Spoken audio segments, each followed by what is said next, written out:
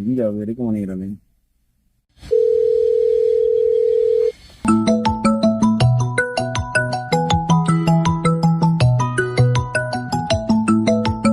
Hello, வீட்டுக்கு போயிட்டியாம்மா?